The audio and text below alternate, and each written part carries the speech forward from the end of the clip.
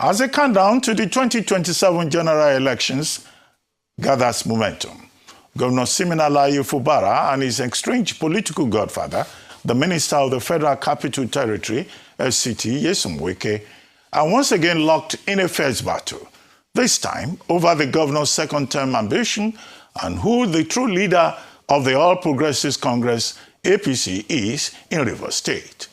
Wike has dismissed claims that Rivers State Governor Siminalayi Fubara has become the leader of the All Progressives Congress, APC, in the state, following his defection from the People's Democratic Party. Speaking during an end-of-year media parley in Port Harcourt on Monday, Wike described Fubara's move to the APC as belated and politically inconsequential, insisting that party leadership is determined by structure, not office. Joining us on this show to discuss the leadership situation in the APC in Rivers State is Tonye Cole, a chieftain of the All Progressives Congress, APC. Mr. Cole, thank you for joining us on the morning show. Thank you so much. Wow. Happy New Year. Happy New Year. Yeah, our first guest this year. Yeah, our first guest this year. Well, there's never a shortage of drama Rivers State. In your state. One week, one trouble, by all kinds of funny gladiators. But one thing I can extract from this is that, okay, one character says, oh, the governor does not stand a chance of a second term. He may have defected freshly to the APC, but he's not going to be the leader of the APC. And the person making that allegation is in the PDPO and is dictating. Or maybe he's an amphibious politician, one leg here, one leg there. So, but in the narrative, you are a chieftain of the APC. Where does that latest proclamation, where does it leave you? Because apparently you seem to be down the ladder that has been erected now in the politics of APC. Do you feel now marginalized and that you will not be allowed to have a voice in the party? No, but what do you think of this, 1 week, one trouble, problem that you have in Rivers State first and in APC Rivers? Ruben, every time I come here to talk about Rivers State, I almost always start by saying that I wish we were in the news for something different and positive.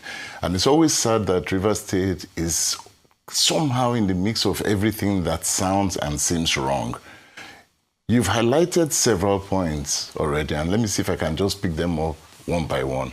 The first aspect of it is that we have an FCT minister who is supposedly in PDP, but we believe and we see that PDP has expelled him, carried out a congress that was recognized by INEC, and so, in effect, is not in PDP at all.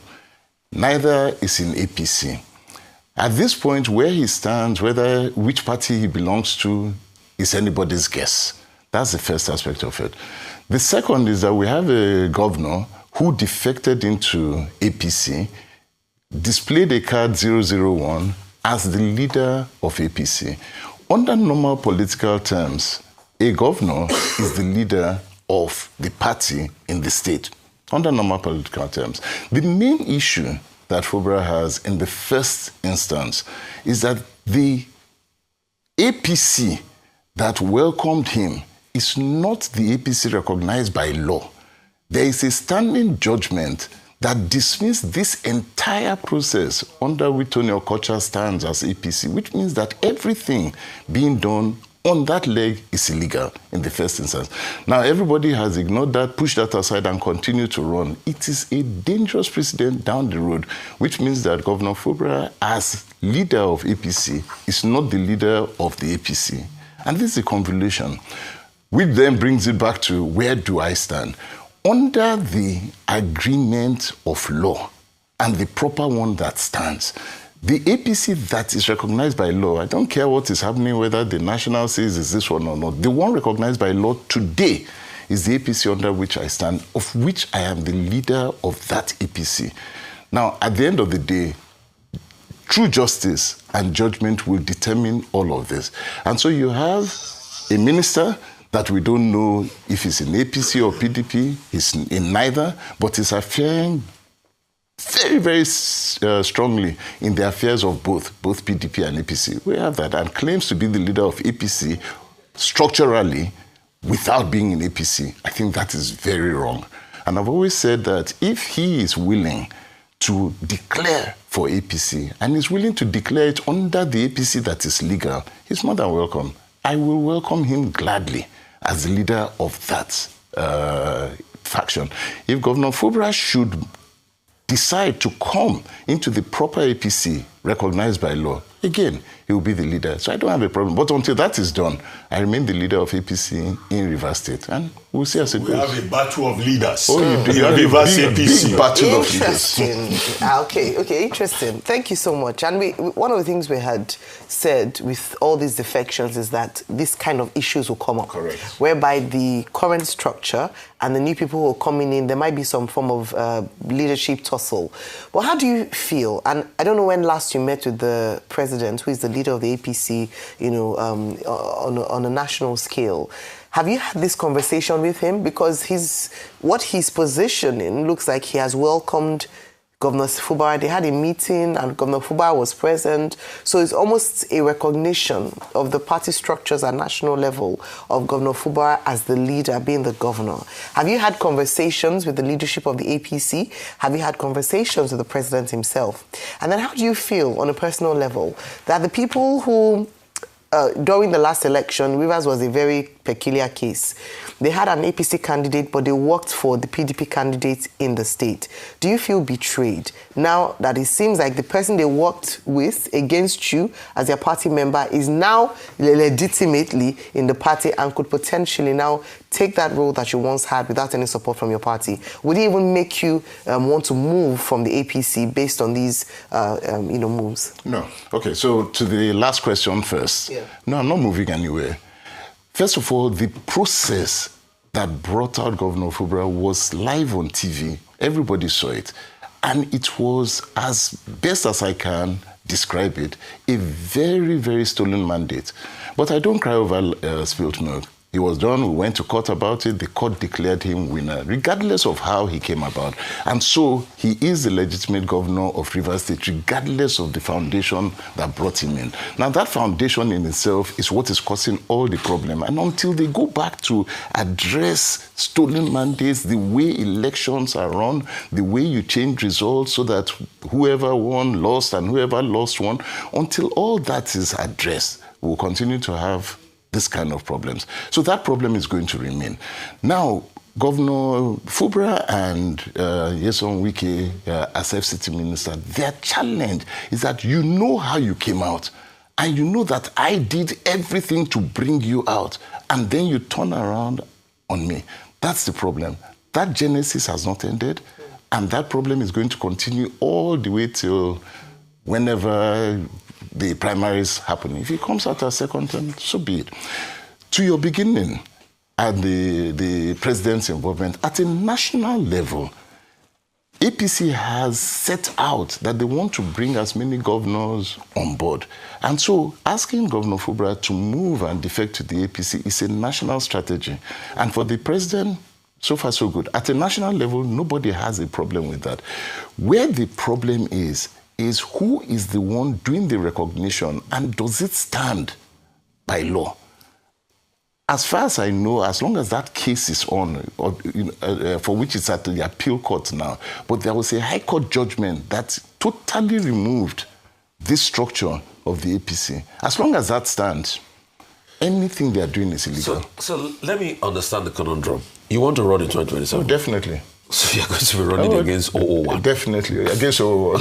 But 001 is illegal right now. If 001 comes to where I stand and all of that, then it will be a discussion of both. So you can concede for 001 if it comes to you? No, if it comes. Yeah, so if it doesn't pass corner, like come and do it straight. Come and do it straight. So let us sit down and negotiate. You are ready to negotiate with 001. But that's what politics is. Okay. As long as it is properly done. Number two, all of this, have you expressed these grounds to President Tinubu? No, not yet. And with President Tinubu, the minute I'm able to then sit down with him, these are the things that we're going to take. Okay. So third point is, The leader of the APC, Tonye. Which one?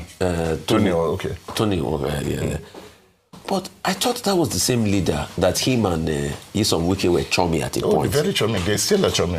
They are still chummy, but he was the one that lifted the hands of 001 up. Somebody gave him instructions. Somebody gave him instructions. So counter instructions. But the first aspect of it is that you can be a masquerade wearing a mask. Underneath, you haven't changed. You are the same person. Tonye Cole is very, very PDP. Was PDP before. Is, or, I don't know, APD, APC, whatever it is in Rivers State. He has not changed his color. He just changed and claimed to become the leader or the chairman of the APC in Rivers State. So who is the factional chairman of APC? Emeka Beke. So it's Emeka Beke faction that you are part of? No, but that's where we started. And you cannot change that. Emeka Beke was a proper Congress was carried out. That Congress recognized him until Nyesom Wike came into the picture after the election. And suddenly, Emeka Beke is no longer speaking recognized. of Mr. Nyesom Wike, I heard you took a very good friend, Mr. Nyesom Wike, to court. Yeah, I did. You want to collect 40 billion from him because It's a small amount. Revealed some things about you. He talked about a particular phone call, that you were, not straightforward. You want to clarify what you talked about there? First of all, the matter is in court. And so let's leave the matter in court. Yeah. But secondly, the man is known to hyperbole. And so... He said he put that phone on speaker. No problem now. Did you actually quickly flip, like he said? But that is absolute bull. Sincerely. It is very wrong to say it, and he knows the truth. That is definitely not what happened. The truth is that did not happen. That call never happened? No. Or that's what you said on the call never happened. Okay, the call never happened. Never happened. Mr. Cole, where are the people of Rivers State in all of this? Do you think that they are getting a good deal from the government of the day or from the political leaders that are currently on the stage in Rivers State? I think the people of Rivers State are the victims here. They always have been the victims and are the victims. I don't think they're getting a good deal. Because of the turmoil in Rivers State development has been stalled. As we speak, since the governor came back into office, legitimately brought back by the end of the emergency rule, very little development has happened. We are back to political fighting. Ruben, since the day this government came in, this particular government till today, Rivers State has regressed in development, has regressed in every indices that you can think about. And this is not right. And the people who are suffering are the people. It must end. Right. Okay, since you touched on the emergency rule and the appointment of a temporary administrator under an administration of a party that you belong to, what's your assessment of that?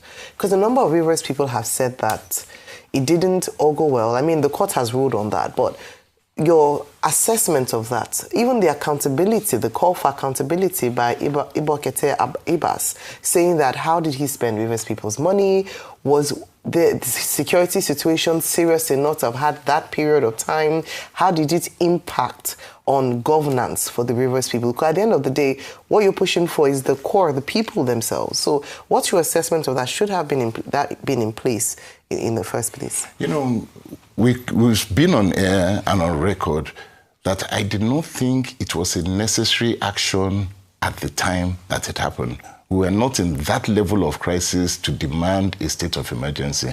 However, the president had the right to declare it, and I never doubted that aspect of it.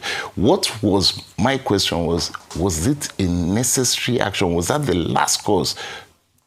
So it was a very political decision, which ended up saving Governor Fubara from being impeached at the time. So this was extremely political dealing, and the people of Rivers State had nothing to do with it.